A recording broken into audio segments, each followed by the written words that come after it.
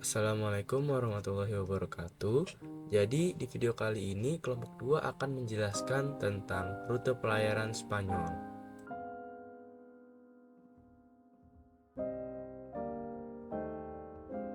Oke, jadi sebelum kita menjelaskan tentang rute pelayaran bangsa Spanyol, kita harus tahu dulu nih tokoh-tokoh apa saja yang terlibat dalam pelayaran ini. Yang pertama ada Christopher Columbus. Columbus diperkirakan lahir pada tanggal 22 Agustus 1451 atau 31 Oktober 1451 di Genoa. Ia adalah seorang penjelajah dan ahli navigator yang sukses pada masanya.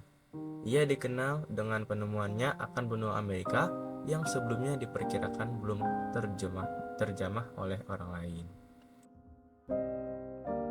Yang kedua ada Ferdinand Magellan.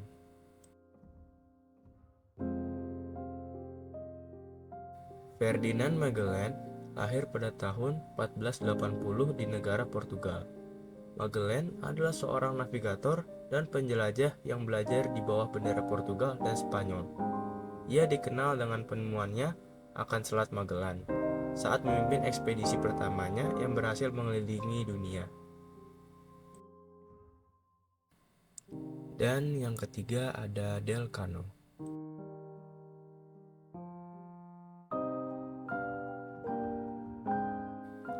Juan Sebastian Elcano atau yang lebih dikenal dengan Del Cano lahir di Getaria pada tahun 1476 dan meninggal di Samudra Pasifik pada tanggal 4 Agustus 1526. Ia adalah penjelajah Spanyol berkebangsaan Basque yang pertama kali berhasil mengelilingi dunia secara harfiah. Ia merupakan bagian dari penjelajahan Magellan. Setelah Magellan meninggal di Filipina, Del Cano meneruskan komando Nao Victoria menuju Maluku, kemudian meneruskan perjalanannya lagi ke Spanyol. Latar belakang Spanyol. Spanyol merupakan salah satu negara Eropa yang pernah datang ke Asia untuk menguasai rempah-rempah dan memperluas wilayah kekuasaannya. Ekspedisi yang dilakukan oleh kerajaan Spanyol ini didukung oleh pemerintahannya untuk menemukan sumber rempah-rempah baru. Ekspedisi tersebut guna menyaingi Portugis yang juga memiliki ambisi untuk menemukan daerah penghasil rempah-rempah, sehingga tak heran jika tujuan dari kedatangan bangsa Spanyol ini pun hampir sama dengan bangsa Portugis. Maka untuk mendukung ambisi tersebut, Spanyol pun melakukan beberapa ekspedisi pelayaran untuk mencapai daerah penghasil rempah-rempah di Asia. Pelayaran tersebut pun dilakukan oleh 3 penjelajah berbeda, yaitu ada Christopher Columbus, Ferdinand Magellan, dan Juan Sebastian Elcano. Yang pertama ada kronologi pelayaran dari Columbus.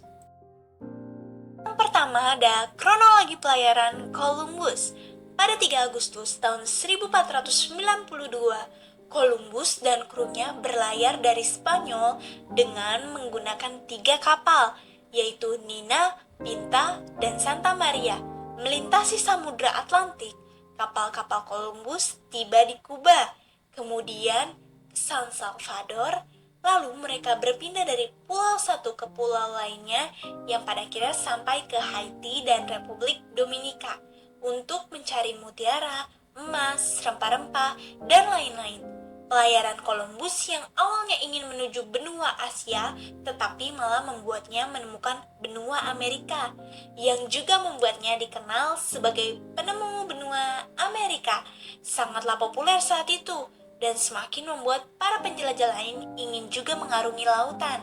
Sebelum kembali ke Spanyol, pada Januari 1493, Columbus meninggalkan beberapa lusin pria di pemukiman darat di Hispaniola.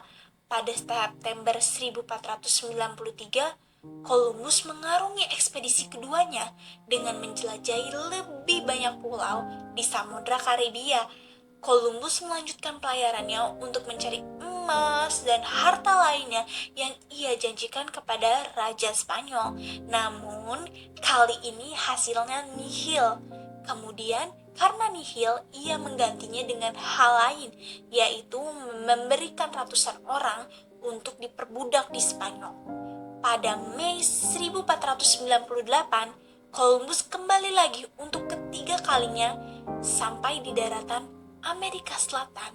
Ia sampai di mana para kolonis telah melakukan pemberontakan berdarah yang membuatnya ditangkap dan dipenjara. Pada tahun 1502, Columbus dibebaskan dari tuduhan tersebut. Ia membujuk petinggi Spanyol untuk mengizinkannya kembali dan membiayainya untuk berlayar. Di pelayaran terakhirnya ini, Columbus berhasil sampai di Panama, di mana ia harus meninggalkan 2 dari 4 kapalnya akibat perselisihan dengan penduduk asli Panama. Akhirnya, Columbus kembali ke Spanyol dengan sia-sia pada tahun 1506.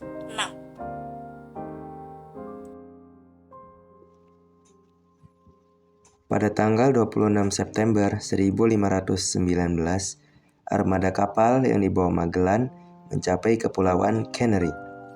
Ia melanjutkan pelayarannya melintasi Samudra Atlantik sampai di ujung Amerika Selatan yang sekarang disebut Selat Magellan. Kemudian menyeberangi Samudra Pasifik dan sampai di Filipina. Pada tahun 1521, Magellan tewas dibunuh di Filipina. Setelah Magellan tewas, pelayaran dilanjutkan oleh Delcano menuju Maluku menggunakan 2 kapal tersisa, yaitu Victoria dan Trinidad. Portugis yang sudah lebih awal sampai merasa terancam dengan kedatangan Spanyol. Pada akhirnya, mereka berperang. Spanyol yang dibantu oleh Tidore kalah dengan Portugis, yang menyebabkan Spanyol kembali ke negaranya melalui jalur barat, sesuai dengan isi perjanjian Saragossa yang telah disepakati.